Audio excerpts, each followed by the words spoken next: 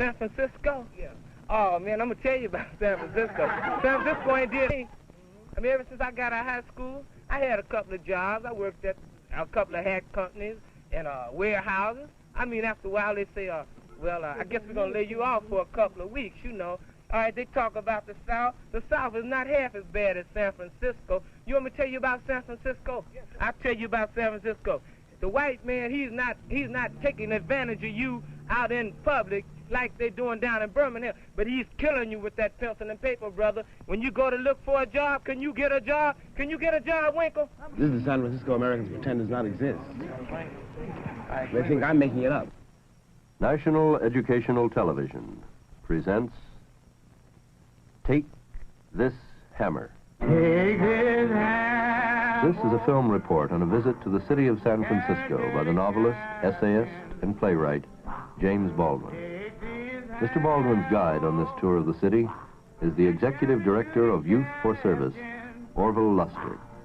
Take this hammer and carry it to the captain.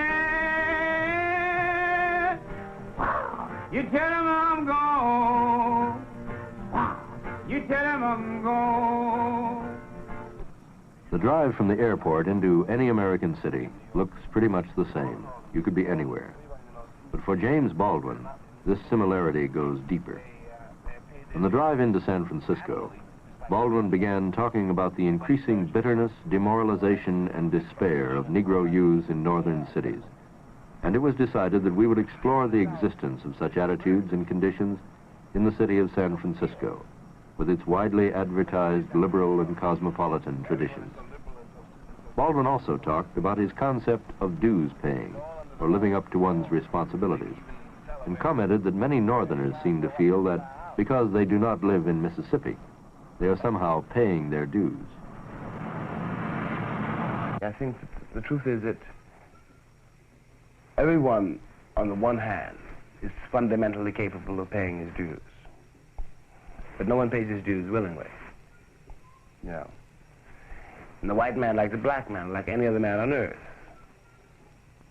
can pay his dues if he realizes that that's what he's got to do. As long as you think there's some way to get through life without paying your dues, you're going to be bankrupt. Because the bill has come in. It's not coming in. It is in. And the great question now is precisely what we've got in the bank. This, of course, is everything we think we have. Everything. And Birmingham is an incident, you know, which may become a shrine.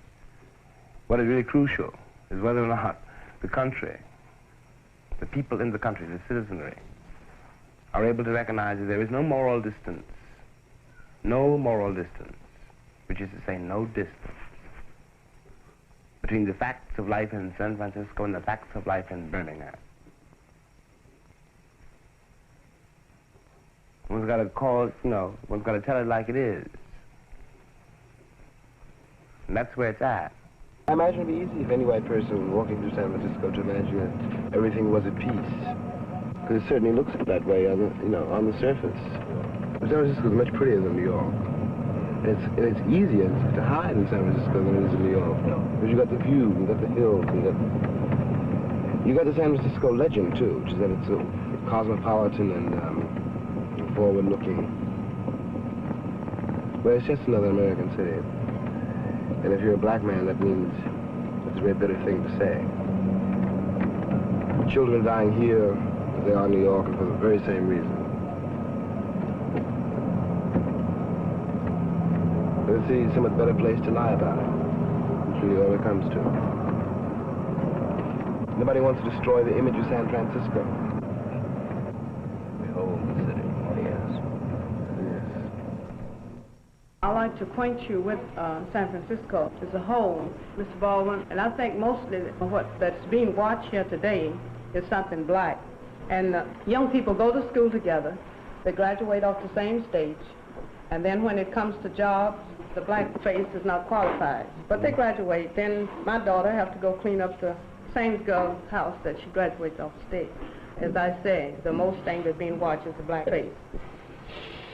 What we were talking about last night coming into the airport was the real situation of the Negroes in the city, Yes. as opposed to the image That's right. San Francisco would like to present. Yes. Well, why don't you tell me a little bit about it? I know a lot about New York, but I'm a stranger here. As to say, I'm sure the principal holds. I'm curious about the details. Well, one thing about it, in this particular area, about 80% of the people in this area are Negro. This is a real large housing project. There's, as far as delinquency is concerned, we'll rank about 4. The job situation is bad. This is a real black belt of San Francisco. I think that the lady over to your left, Mrs. Nichols, is a good representative of one of the indigenous leaders in this area. Tell me something which may sound like a stupid question, but it's a question I have to ask myself all the time. What precisely do you say to a Negro kid to invest him with a morale which the country is determined he shan't have? Or to spell it out more specifically, when dealing with a Negro kid and trying to insist that he know that he can do anything he wants to do, how do you make him believe it? That's a difficult question. I think that that one of the main things that we have to make him believe, you know, they say everybody could be the president of the United States, and then this boy grows up and he comes up. By the time he gets 40 to 50 years old, he begins to find out that this is not true, and to make him be able to face what's coming to him in the future. There's going to be a Negro president in this country. There never will be a Negro president in this country. Why do you say that? We can't get jobs, how are we going to be a president? You got me. But I want you to think about this.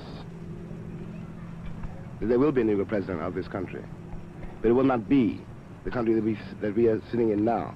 But if you say to yourself, there never will be a Negro president of this country, then what you're doing is agreeing with white people who say you are inferior. It's not important, really, you know, whether or not there's a Negro president. I mean, in that way. What's important is that you should realize that you can become the president. There's nothing anybody can do that you can't do.